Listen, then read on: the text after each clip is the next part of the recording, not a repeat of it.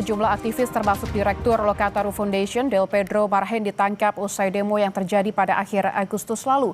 Penangkapan Del Pedro dan aktivis lainnya dinilai lemah secara hukum. Berikut cuplikan perbincangan di program Sapa Indonesia.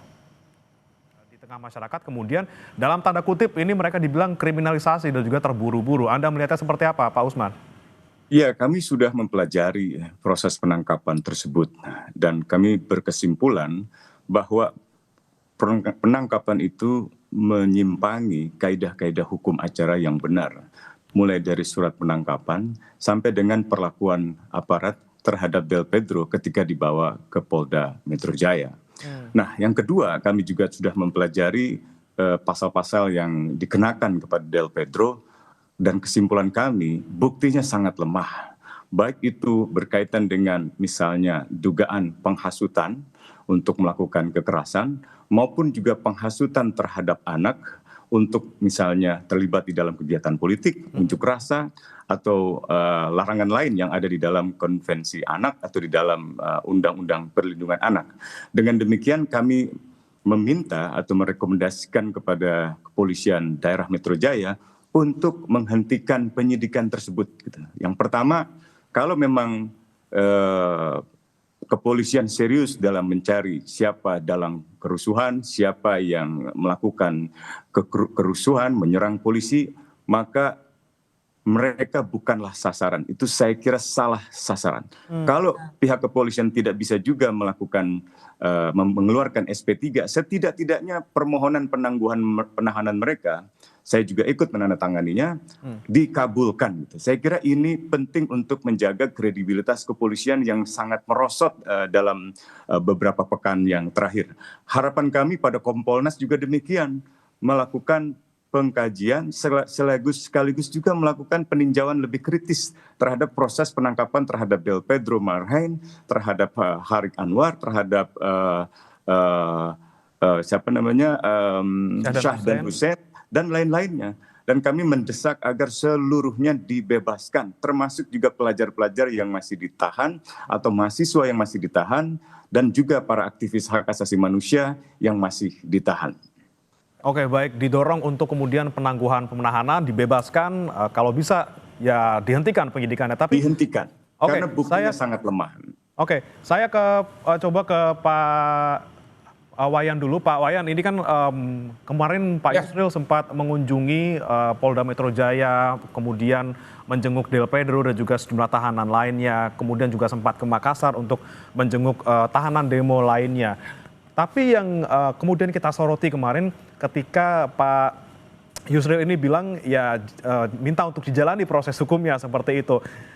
Anda melihatnya seperti apa dari pemerintah menanggapi mungkin suara-suara masyarakat yang menuntut untuk para aktivis ini dibebaskan seperti itu? Ya, mohon maaf kalau kita mau belajar dari negara maju dan kalau kita mau maju, kedatangan Pak Yusril dan Pak Oto itu sebenarnya harus bermakna besar. Apakah bermakna besar tergantung ketika beliau itu persiapan mengunjungi Del Pedro, ada nggak dalam pikiran mereka itu saya harus menegakkan demokrasi di negeri ini. Saya harus menegakkan kepastian hukum dalam pengertian yang adil. Kebersamaan di depan hukum. Yang ketiga, Pak Yusril ini kan orang pemerintahan. Adakah pikiran yang ketiga yang ada berkecamuk dalam dirinya bahwa eksekutif tidak boleh intervensi dalam perkara-perkara seperti ini? Jangan sampai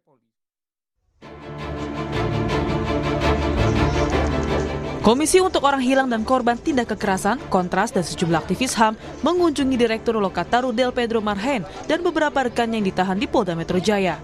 Kunjungan ini juga merupakan respons terhadap penangkapan penyidik Polda Metro Jaya terhadap Del Pedro Marhen dan sejumlah aktivis. Menurut Kontras, tuduhan penghasutan pada sejumlah aktivis adalah tuduhan yang berpotensi merusak partisipasi anak muda dalam terwujudnya partisipasi publik yang baik.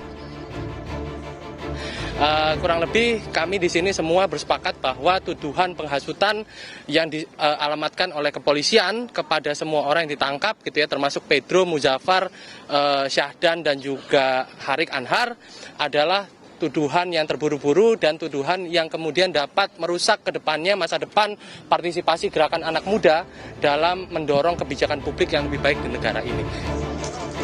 Sementara, tim advokasi untuk demokrasi TAUD masih mengupayakan penangguhan penahanan terhadap Del Pedro Marhain yang ditetapkan sebagai tersangka kasus dugaan penghasutan aksi anarkis. Perwakilan TAUD Alif Fauzi mengatakan surat permohonan penangguhan telah diajukan ke penyidik. Pasalnya memang ini sifatnya bentuknya adalah penghasutan seperti itu. Tapi kita lihat gitu ya, ini tidak ada korelasi, tidak ada kausalitasnya gitu ya dengan beberapa gelombang protes yang dilakukan oleh masyarakat luas gitu ya. Akan terus melakukan pendampingan di tahapan penyidikan ini gitu ya. Mungkin coba juga menimbang beberapa hak yang memang diberikan kepada seseorang yang ditetapkan sebagai tersangka, yaitu salah satunya melakukan penangguhan penahanan atau mengajukan permohonan pra-peradilan gitu ya. Sebelumnya, Menteri Koordinator Bidang Hukum HAM, Imigrasi dan Permasyarakat, Yusril Iza Mahendra, bersama wakilnya Otto Hasibuan, menemui Direktur Eksekutif Lokataru Foundation Del Pedro Marhain yang ditahan di Polda Metro Jaya. Dalam pertemuan itu, Yusril mengatakan Del Pedro tetap bersikeras menyatakan tak bersalah. Meski demikian, Yusril mengatakan pihaknya akan memastikan bahwa proses hukum yang dijalani Del Pedro sudah sesuai prosedur. Dia mengatakan saya tetap berpendapat bahwa saya tidak bersalah. Ya, saya katakan kami menghormati itu. Walaupun polisi mengatakan cukup bukti, Anda mengatakan tidak cukup bukti, kita tunggu sampai pemeriksaan ini selesai.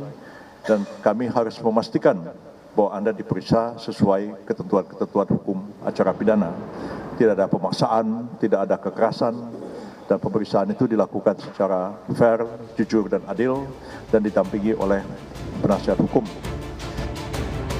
Di depan Yusril, Del Pedro Marhain mengatakan siap menghadapi proses hukum yang adil. Del Pedro percaya bahwa Polda Metro Jaya, Yusril dan Otto Hasibuan mempunyai integritas yang tinggi. Insya Allah saya siap mengikuti proses hukum, bagaimananya nanti kita lihat ke depan. Insya Allah kalau dari saya tetap insya Allah saya tidak bersalah. Kita juga lihat ke depannya dan saya percaya pasti kepolisian, Pak Yusril, juga Otto juga pasti akan punya integritas. Cuman saya yakin tidak mungkin membawa kita ke dalam hal yang kegelapan. Del Pedro Marhain dan 5 orang lainnya ditangkap oleh polisi atas tuduhan provokasi dalam demonstrasi pada 25 dan 28 Agustus 2025 lalu.